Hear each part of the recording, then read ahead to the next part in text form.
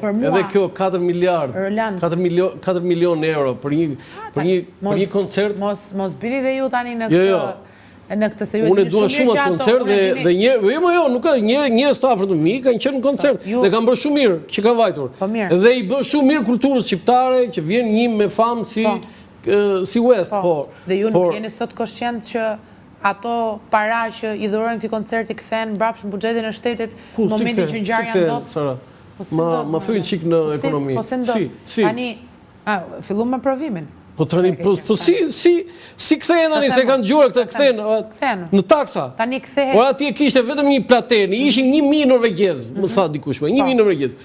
Sa gjon këtë, gëzohesh, do të vjen mirë. Okej, po problemi është 4 milion euro. Nuk përkthehen në 4 milion euro nga koncerti. 30.000 shtetas të huaj kanë vizituar Shqipërinë, Tiranën për hir të atij koncerti nga 80 vende të ndryshme të botës.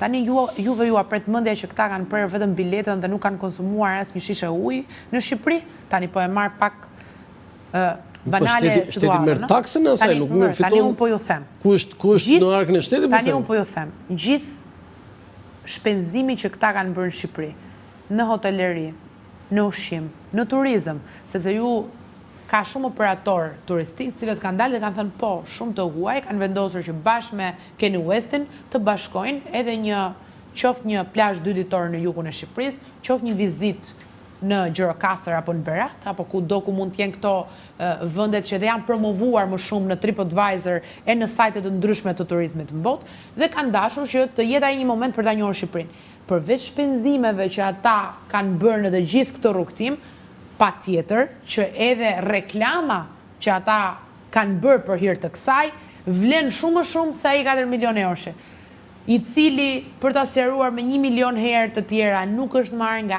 asnjë fond emergjence, se emergjenca ndryshon nga rezerva. Rezervë dhe emergjencë janë është marrë nga rezerva e buxhetit të shtetit. Ka një rezervë në buxhetin e shtetit që është një protokoll normal. Dhe për një koncerto Sara kërcet që mos të dështoj. Jo, se fillon një zjarr tani dhe ajo rezerva tani mos duhet të tjetë. Tani që nuk janë marrë masat për zjarret. Ne aq para kishim dhe këto para i çuam atje dhe nuk e çuam nga zjarri. Jo, pas 13 vjetësh që zjarret bën atë që bën, ju mund të merrni masat pas 13 vjetësh tani se zotri, fakti që ka zjarre në Spanjë. Zotri.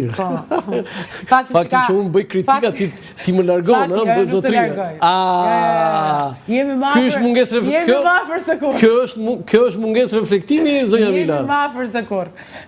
Fakti që ka zjarre në Spanjë, fakti që ka zjarre në Greqi. Jo, zjarre ka, po s'kemi për shembull një avion që shumë zjarret, s'kemi. Dalon jeta. Nuk ka koncerte në Greqi, nuk ka koncerte në Spanjë që ka zjarre. Se dhe këtë histori unë nuk e kuptoj.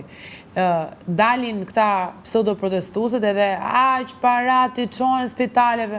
47 milion euro më shumë i është dhënë sistemit shëndetësor këtë vit. Kjo çfarë do thotë? Problemi se çfarë është bërë. Të lutem, unë jam shumë konciente.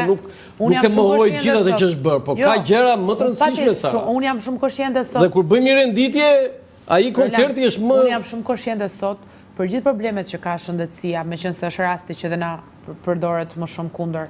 Dhe këta duhet kuptojnë që në spitalet shqiptare nuk shkojnë vetëm këta, shkojnë edhe njerëzit tanë, familjarët tanë, shkojmë edhe ne, pra përveç se kemi dieni çfarë ndodh, kemi dhe dieni në eksperiencë reale, vetjake se jetojmë në Shqipëri. Çështja është që nuk mundet të ndaloj jeta, se ju thoni, jo po mos çoni këto parat për këtë koncertin, mos çoni këto parat për rivitalizimin e këtij muzeut, mos çoni këto parat për këtë konkursin midis shkollave në sporte, se nuk kemi këtë gjë tek shëndetësia.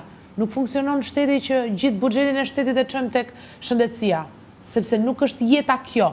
Jeta është që po çoj tek shëndetësia atë mundësi që kam çoj tek shëndetësia, por po të rinj shqiptar kanë edhe drejt të gëzojnë, kanë drejt edhe të ndjehen europian, kanë drejt edhe ta mikpresin Kanye Westin në Tiranë ashtu siç nuk mendonin ndonjëherë që mund ta prisnin, dhe shumë mirë ta përjetojnë dhe ta kenë këtë eksperiencë. Gjërat janë të ndara, po kur ndërlidhen shëmtuar në këtë diskursin, mund të gjesh bishta sa të duash dhe mund të bësh populizëm sa të duash. Unë sot të dal këtu ke kamera tani dhe të mbaj ty një referat 2 minuta, i bëj të gjithë shqiptarët të qajnë.